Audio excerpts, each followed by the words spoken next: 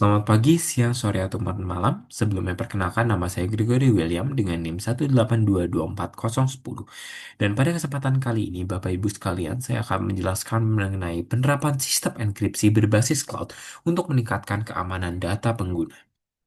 Sebelumnya, mari kita lihat mengenai kondisi saat ini, di mana seluruh data harus diakses dan disimpan pada layanan digital. Salah satu penyimpanan data dilakukan pada sistem cloud computing. Namun sayangnya, pada sistem cloud computing terdapat resiko keamanan data, di mana resiko penyerangan dan juga kejahatan cyber meningkat. Sehingga enkripsi sangat dibutuhkan untuk mencegahnya. Keamanan data merupakan upaya untuk melindungi seluruh data agar terhindar dari akses data yang tidak sah, seperti pencurian data dan lain-lain. Di mana terdapat tiga pilar utama. Yang pertama adalah kerahasiaan, yang kedua integritas data atau keakuratan data, dan yang ketiga adalah ketersediaan data saat dibutuhkan. Terdapat beberapa ancaman pada data cloud, di mana keseluruhannya saya dapat simpulkan sebagai pencurian data, dan juga terdapat mekanisme perlindungan data untuk menanggulangi resiko tersebut. Namun, pada kesempatan kali ini saya akan berfokus pada sistem enkripsi. Enkripsi merupakan proses transformasi sebuah teks ataupun sebuah pesan menjadi sebuah kode di mana kode tersebut tidak dapat dibaca oleh manusia. Sedangkan dekripsi merupakan kebalikannya, yaitu proses pengubahan sebuah kode menjadi sebuah bahasa manusia, di mana terdapat dua algoritma utama. Yang pertama simetris, di mana hanya digunakan satu kunci untuk melakukan enkripsi, dan yang kedua merupakan asimetris, di mana terdapat lebih dari sepasang kunci, yaitu public dan juga private, untuk melakukan enkripsi.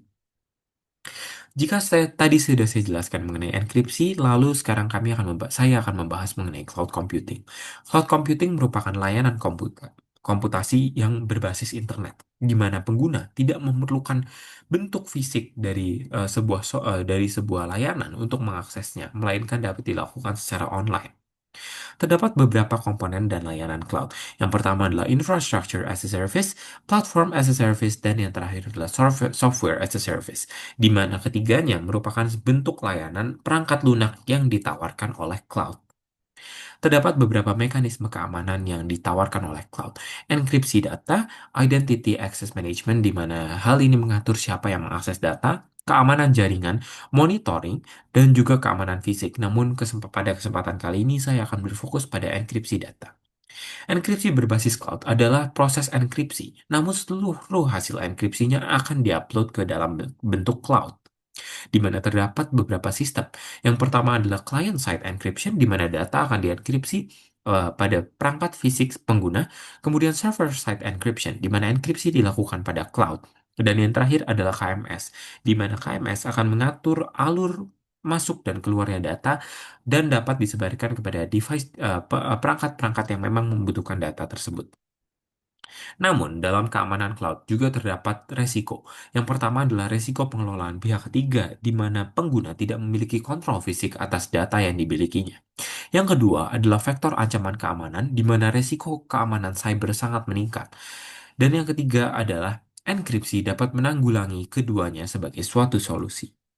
Terdapat beberapa contoh penerapan enkripsi. Yang pertama adalah Amazon, yang kedua adalah Google Cloud, di mana keduanya sama-sama menawarkan layanan enkripsi untuk menjaga kerahasiaan dan juga integritas dari sebuah data, di mana sebuah data yang dienkripsi dan tidak dienkripsi memiliki perbedaan yang sangat signifikan.